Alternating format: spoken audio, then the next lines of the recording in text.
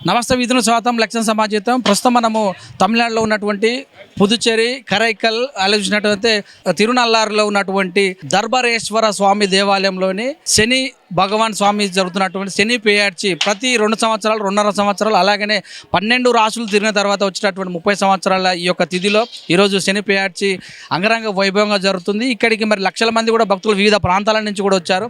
వచ్చిన ప్రతి భక్తుడు కూడా తన వంతుగా అల్పాహార ప్రసాద కార్యక్రమం కావచ్చు, అన్న ప్రసాద కార్యక్రమం కావచ్చు, ఐసోలిస్ హాస్పిటల్ అధినేత మరి నందనపాటి రామ్ గారు నిర్వహించారు. దాదాపు చాలామంది వాలంటీర్స్ కూడా వచ్చేసారు. ఈ కార్యక్రమానికి ముఖ్య అతిథిగా మరి తెలంగాణ రాష్ట్ర ప్రభుత్వ విప్పు శేర్లింగంపల్లి ఎమ్మెల్యే అరకపూడి గాంధీ గారు కూడా వచ్చారు. వారిని అడిగి మరికొన్ని విషయాలు తెలుసుకుందాం. నమస్తే సార్. అందరికీ నమస్కారం. చాలా సంతోషం. తిరునల్లారులో జరుగుతున్నటువంటి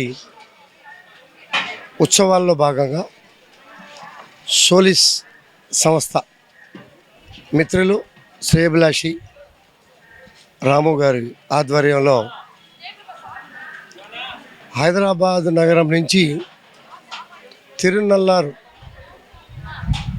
వాలంటీర్స్గా ఒక ఫ్లైటు పాపులేషన్ రావటం, బస్సులలో రావటం, కార్లలో రావటం, వాలంటీర్స్గా వచ్చి ఈ ఉత్సవాల్లో పాల్గొనాలి. ఈ ఉత్సవాలకి సహజంగా ఈ జిల్లా వ్యాప్తంగా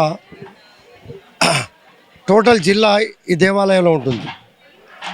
దేవాలయ ప్రత్యేకత ఏంటంటే 2.5 సంవత్సరాలకు ఒకసారి రాసుల ప్రభావం మార్పు అనే దిశలో 100 ఏళ్ల నాటి టెంపుల్లో మరి బ్రహ్మాండంగా 5 లక్షల మంది దర్శించుకుంటారనేది ఇక్కడ చెప్తున్నటువంటి చరిత్ర. నేను ఇది 2వ సారి పాల్గొంటాం. గతంలో కూడా రాము గారి ఆధ్వర్యంలో అన్నదానం కార్యక్రమం అనేది జరిగింది. రాము గారు కంకణం కట్టుకొని 1,00,000 మందికి అన్నదానం చేయాలి ఈ 3 రోజులు. ఈ 5 లక్షల పాపులేషన్ ఎవరైతే వస్తున్నారో చాలామంది ఇంటికాడ నుంచి వండి తెచ్చుకొని ఉంటారు. కొంతమంది చెట్ల కింద పుట్ల కింద వండుకుంటూ ఉంటారు. వచ్చిన భక్తులకి ఇబ్బంది కలగకుండా మనం ఒక అన్నదానం చేయాలి. కనీసం తక్కువలో తక్కువ కాకుండా 1,00,000 మందికి అన్నదానం చేయాలనే కార్యక్రమంలో భాగంగా చూస్తూ ఉన్నారు. మీరు వేల సంఖ్యలో వచ్చి భోజనం చేస్తూ ఉన్నారు. ఆయన కూడా ఒక రోజుతో చేతులు దులుపుకోకుండా 3 రోజుల పాటు 1,00,000 మందికి పెట్టి దాన్ని మళ్ళీ 45 రోజులు కంటిన్యూషన్ అన్నదానంగా కార్యక్రమం చేపట్టడం అనేది జరుగుతూ ఉంది. దానిలోనే భాగంలో ఈరోజు మేమంతా కూడా పాల్గొనడం జరిగింది. చాలా సంతోషంగా ఉంది. మంచి పరిణామం, శుభ పరిణామం చూస్తూ ఉన్నారు. ఏదో అన్నదానం చేసామంటే కంటి నీటి తుడిచినట్టుగా కాకుండా చక్కటి పెరుగన్నం పెట్టి అందరికీ కూడా దాంతోపాటు మంచినీటి సదుపాయం ఇక్కడ చూస్తూ ఉన్నారు. వండేవాళ్ళు వండుతూ ఉన్నారు, పెట్టేవాళ్ళు పెడతా ఉన్నారు. చక్కగా కడుపు నిండా భక్తులు కూడా ఏ భక్తుడు కూడా చక్కటి దర్శనం కోసం జీవితంలో మార్పు రావాలి, ఆరోగ్యం బాగుండాలి, ఐశ్వర్యవంతులు కావాలి, భవిష్యత్తు బాగుండాలనే కోరికలు తీర్చుకోవడానికి దేవాలయానికి వస్తారు. కోరికలు తీర్చుకొని భోజనం చేసి వెళ్తూ ఉంటారు. ఆ భోజనంలో భాగంగానే సంతృప్తికరంగా ఏమైతే పెట్టాలో వాటన్నింటినీ కూడా పెట్టి భక్తులకి ఎక్కడా కూడా ఇబ్బంది కలగకుండా మంచినీటి బాటిల్స్తో సహా అన్ని సౌకర్యాలు కల్పించి కార్యక్రమం చేస్తూ ఉన్నారు. ఇదొక పట్టుదల.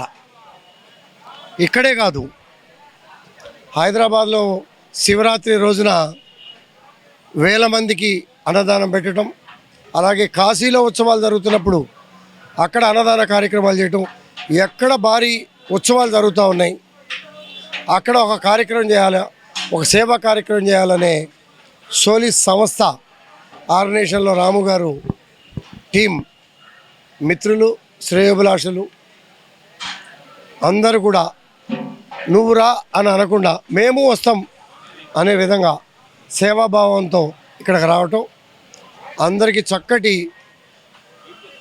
వసతి సదుపాయంతో పాటు కష్టం కూడా వసతి కోసం రావట్లేదు, 10 మందికి సేవ చేయడానికి వస్తున్నామని చెప్పి ఇప్పటికి చూస్తే నేను వచ్చినాక నేను ఈరోజే వచ్చా, ఒకరోజు లేట్గా రావడం జరిగింది.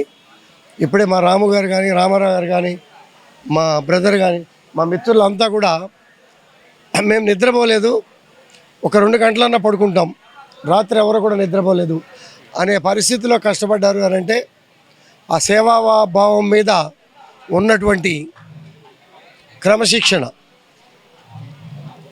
పద్ధతిని పాటించటం, క్రమశిక్షణ పాటించటం, భక్తుల్ని ప్రేమ అభిమానాలతో చక్కగా రిసీవ్ చేసుకొని వారికి కావాల్సినటువంటి భోజన సదుపాయాలు అందించడంలో కీలక పాత్ర ఈ ప్రాంతంలో పోషించారనటంలో ఎటువంటి సందేహం కూడా లేదు.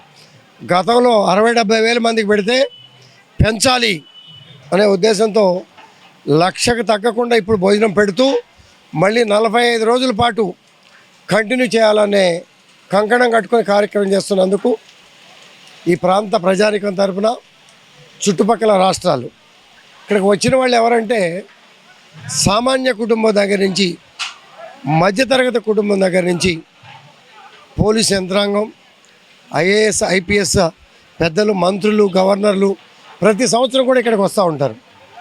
వాళ్ళు వీళ్ళు అనకుండా సెంటిమెంట్ పరంగా ఈ దేవాలయానికి వస్తే మంచి జరుగుతుంది అనే శుభ పరిణామంతో అందరూ కూడా ఆశతో వస్తూ ఉంటారు.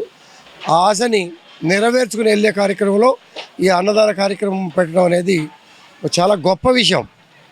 ఎందుకంటే అందరికీ కూడా సాధ్యం కాదు. వారి పట్టుదల, అనుభవం సంవత్సరం పెంచి కార్యక్రమాలు చేసే కార్యక్రమం అనేది మామూలు విషయం చూస్తూ ఉన్నారు.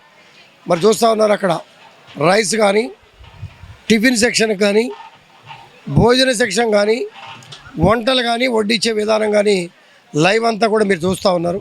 మరి ఇక్కడ పరిస్థితులు చూస్తే మంచినీళ్ళ దగ్గర నుంచి అన్నీ కొనుక్కునే పరిస్థితి. ఇక్కడ ఏం దొరుకుతాయి, ఏం దొరకవు, దొరకని అన్నిటి కూడా లారీల్లో ఇక్కడికి సరుకులన్నీ కూడా తెచ్చుకోవటం, ఏ ఒక్కదానికి కూడా లోపం లేకుండా అన్ని సమకూర్చుని ఈ కార్యక్రమం చేయటం అంటే సామాన్యమైన విషయం కాదు. ఇది మంచి పరిణామం, శుభ పరిణామం. ఆ భగవంతుడు ఆయుర ఆరోగ్యాలు, ఐశ్వర్యం, చక్కటి భవిష్యత్తుని ఇవ్వాలని చెప్పి ఈ ప్రజానికం తరపున, నా తరపున, మా తరపున, అందరి తరపున కూడా రాము గారికి, సోలిస్ సంస్థకి ప్రత్యేకంగా వారి కుటుంబానికి కూడా ప్రత్యేకంగా అభినందనలు, ధన్యవాదాలు తెలియజేసుకుంటూ సెలవు తీసుకుంటాం.